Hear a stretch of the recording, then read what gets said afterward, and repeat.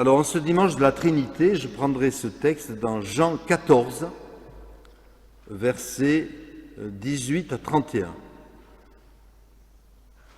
Seigneur, merci de ta parole, merci pour ce chant que nous venons de chanter, qui dit que nous te faisons confiance pour calmer toutes nos craintes. Oui, que ta parole nous fortifie, nous aide, calme nos peurs et nous remplisse d'espérance. Amen. Alors, Jean 14,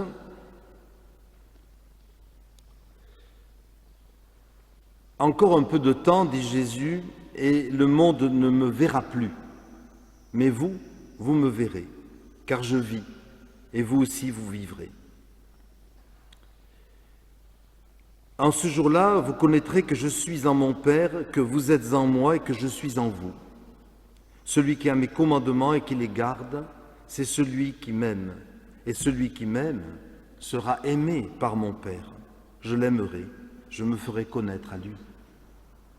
Jude, non pas l'Iscariote, mais l'autre, lui dit « Seigneur, d'où vient que tu te feras connaître à nous et pas au monde ?» Jésus répondit « Si quelqu'un m'aime, il gardera ma parole, et mon Père l'aimera. Nous viendrons à lui et nous ferons en lui notre demeure. Celui qui ne m'aime pas ne garde pas mes paroles, et la parole que vous entendez n'est pas la mienne, mais c'est celle du Père qui m'a envoyé. Je vous ai dit ces choses tant que je demeure avec vous, mais le Paraclet, l'Esprit Saint que le Père enverra en mon nom, vous renseignera sur toutes choses, et il vous rappellera tout ce que moi je vous ai dit. Je vous laisse la paix, je vous donne ma paix. Je ne vous donne pas comme donne le monde, que votre cœur ne se trouble point et ne s'alarme point. Vous avez entendu que je vous ai dit, je m'en vais, je reviens vers vous. Si vous m'aimiez, vous seriez réjouis de ce que je m'en vais au Père, car le Père est plus grand que moi. Maintenant, je vous ai dit ces choses avant qu'elles n'arrivent, afin que, lorsqu'elles arriveront, vous croyiez. Je ne parlerai plus guère avec vous, car le prince du monde vient, et il n'a rien en moi.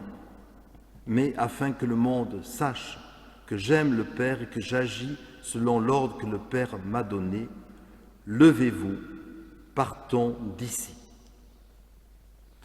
Jusqu'ici, la parole de Dieu.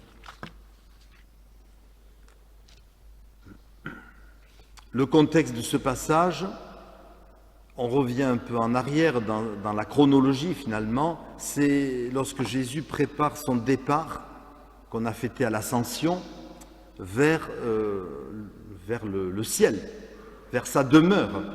Et il prépare ses disciples et il leur explique ce que nous avons fêté dimanche dernier, que l'Esprit Saint qu'il va envoyer va combler, nous y reviendrons, cette absence physique de Jésus. Passage qui est cité aujourd'hui pour cette fête mystérieuse mais très riche finalement de la Trinité, dogme spécifiquement chrétien et qu'on ne peut cesser d'approfondir. Alors, Trinité, égalité des trois personnes, d'abord qui sont-elles? Père, Fils, Saint-Esprit. Un peu avant ce passage que j'ai lu, Jésus avait provoqué un scandale qui a failli l'amener à la lapidation quand il avait osé dire « Moi et le Père, nous sommes un ». Donc il dit « Moi et Dieu le Père, nous sommes un ». Et ça, les Israélites de l'époque ne pouvaient pas l'admettre. Ils ont traité cette phrase de blasphème. Toi qui es homme, tu te fais Dieu. Et pourtant, c'est ce que Jésus ne cesse de répéter. Et c'est ce qui est difficile pour nous à comprendre intellectuellement. Jésus n'agit jamais, alors il faut le dire, de manière indépendante par rapport à son Père.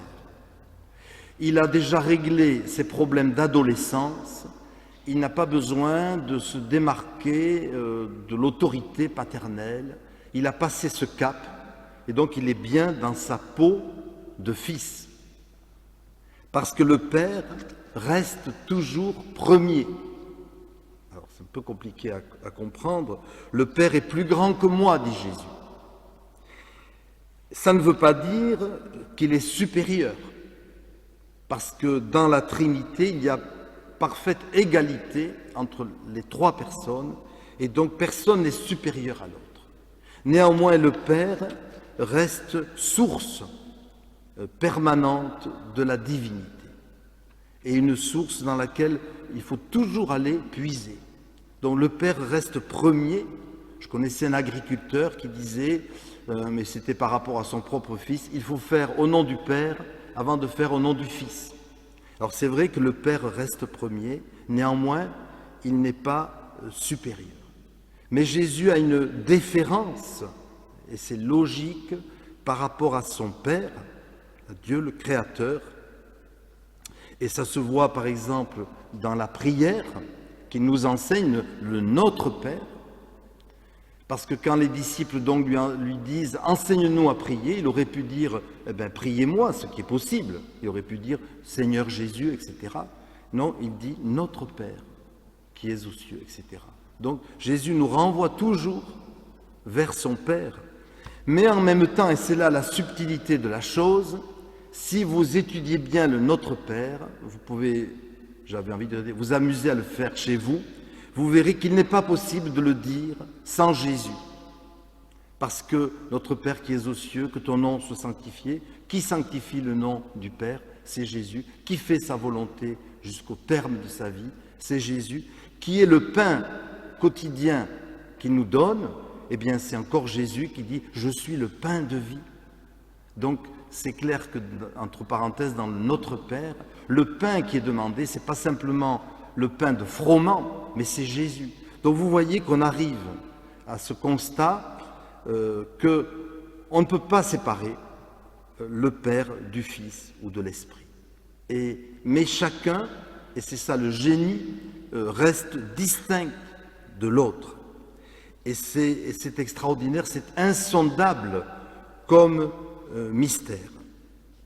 Alors Jésus nous dit, eh bien, vous devriez vous réjouir de ce que je m'en vais vers le Père, parce que je ne vous laisserai pas orphelins.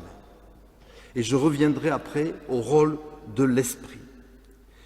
Se réjouir, pourquoi? Parce que Jésus dans le ciel va reprendre sa place. Non pas que l'incarnation soit une parenthèse, Jésus s'est incarné pour toujours. Donc pour toujours il a épousé notre condition, celle des humains. Néanmoins, Jésus retrouve la plénitude de sa gloire auprès de son Père dans le ciel. Mais il nous dit qu'il faut nous réjouir. Pourquoi? Eh bien parce que là-haut, Jésus, qui a traversé notre expérience humaine, qui la connaît, y compris nos tentations, nos découragements, nos tentations par rapport au péché, sans l'avoir jamais commis lui-même.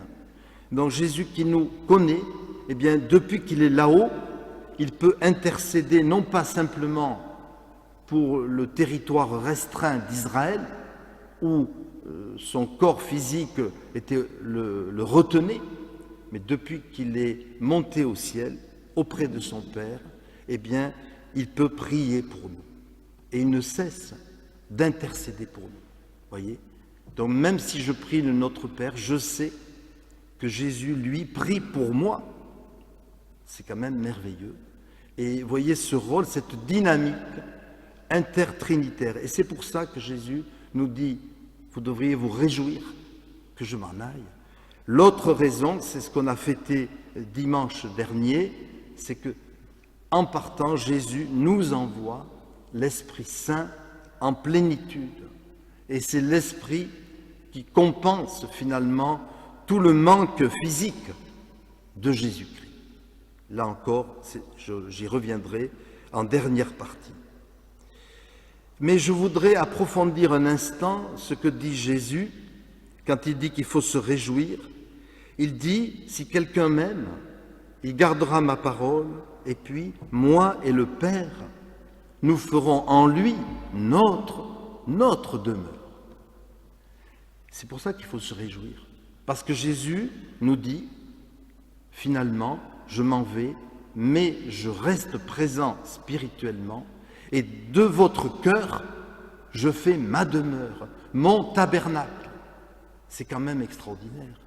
Se dire que nous, tout faibles, tout pécheurs que nous sommes, eh bien, nous avons ce privilège incompréhensible, insondable, d'abriter Dieu lui-même, le Père infini. Mais il faut une grande dose de prière et de spiritualité, de méditation, je préfère dire, pour essayer de commencer à comprendre que nous portons Dieu en nous.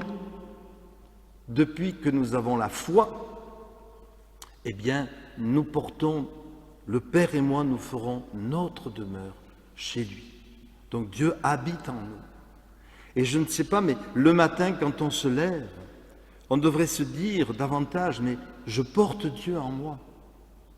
Tout faible, tout pécheur, tout de travers que je suis, mais c'est pas grave. Je suis porteur de Dieu auprès des autres. Donc, je porte la lumière du Père. Et si on en avait davantage conscience, je pense que ça augmenterait notre témoignage auprès des autres. Et je dis ça dans la modestie. Il ne s'agit pas de dire « Attention, j'ai Dieu en moi, donc vous me devez le respect et vous écouterez ce que j'ai à dire. » Non, évidemment, ce n'est pas comme ça. C'est dans l'humilité que nous portons en nous Dieu lui-même, qui fait sa demeure en nous. Et c'est extraordinaire, frères et sœurs, Dieu s'est incarné, il a pris chair de la nature humaine pour pouvoir nous sauver, il a pris chair en Jésus. Et donc, nous avons en nous une parcelle par Jésus, une parcelle de divinité, oui, de ressemblance. Nous sommes à l'image de Dieu. Et c'est le grand saint Irénée de Lyon, donc un Gaulois de chez nous, qui a dit cette phrase extraordinaire: « Dieu est devenu homme en Jésus afin que l'homme devienne Dieu. » Dieu est devenu homme afin que l'homme devienne Dieu.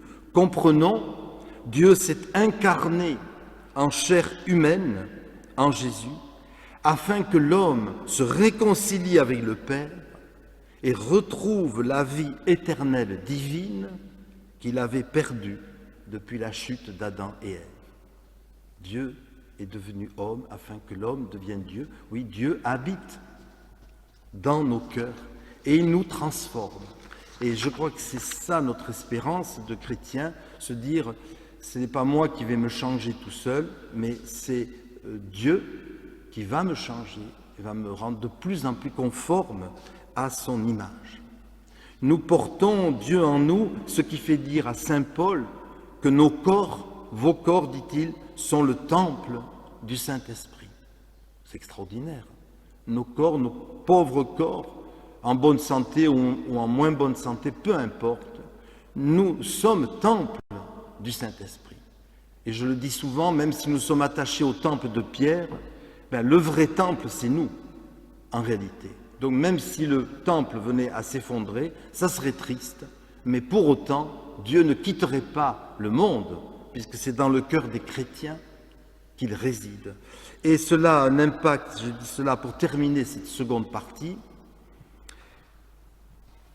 Dieu réside en nous, nous sommes, notre corps lui-même est le temple du Saint-Esprit. Cela induit, frères et sœurs, infiniment de respect.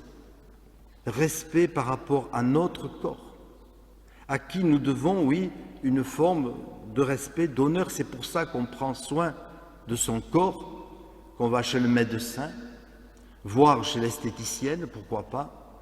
Mais c'est normal qu'on prenne soin, dans une certaine mesure bien sûr, de notre corps qui est le temple de l'esprit. Respect pour le corps. Respect aussi dans le domaine de la sexualité, puisque mon corps est le temple du Saint-Esprit, eh bien je n'en fais pas n'importe quoi. Et puis respect, frères et sœurs, pour le corps des malades, des handicapés, des personnes âgées, car même si leur corps est altéré, eh bien, ils n'en sont pas moins temple du Saint-Esprit. Donc, je respecte le temple que j'ai en face de moi quelle que soit la personne, à plus forte raison quand c'est un chrétien qui est temple de l'Esprit. Alors voilà, frères et sœurs, où nous mènent, ce ne sont que quelques réflexions dans ce domaine de la Trinité. Et dimanche dernier, donc, on a fêté la venue de l'Esprit, la Pentecôte, troisième personne de la Trinité, et tout ce que je viens d'expliquer, c'est le rôle de l'Esprit de nous le rappeler. Et l'Esprit, en douceur, nous dit, chaque fois, encore une fois qu'on se lève ou qu'on agit, n'oublie pas que tu es la demeure de Dieu par l'Esprit. N'oublie pas que ton corps est le temple du Saint-Esprit. Et donc, l'Esprit en nous, il agit, et c'est extraordinaire. On dit, voyez, l'Esprit est Dieu discret, parce que l'Esprit, on ne le voit pas. Jésus, on l'a vu, il est incarné. L'Esprit, lui, on ne le voit pas. Et pourtant, dans la discrétion, eh bien, il ne cesse de nous encourager. Et c'est pourquoi on a mal traduit quand on dit dans la Bible, l'Esprit, c'est votre avocat. Alors, je n'ai rien contre les avocats, bien sûr, mais ce n'est pas suffisant. L'Esprit est beaucoup plus qu'un avocat. C'est pourquoi j'ai lu le mot paraclet, c'est comme ça qu'il faut le dire, paraklétos en grec. Eh bien, paraclet, ça veut dire beaucoup de choses. Ça veut dire à la fois avocat, défenseur, mais aussi consolateur, conseiller, illuminateur. Il illumine la conscience. C'est lui qui nous éclaire. Donc, consolateur et intercesseur. Donc, c'est tout ça l'Esprit qui nous a été envoyé, donné par Jésus, que nous avons fêté à la Pentecôte. Et c'est donc l'Esprit qui nous rappelle le rôle de la Trinité dans nos vies, l'existence, le fondement de notre foi chrétienne. Alors oui, frères et sœurs, nous sommes équipés, rien ne nous manque, comme dit saint Paul ailleurs, rien ne nous manque pour croire, pour être heureux, épanoui dans notre foi malgré nos soucis, et pour témoigner de notre espérance. Nous avons la plénitude dans le Dieu trinitaire, et cette plénitude doit se rejaillir dans nos vies. Amen.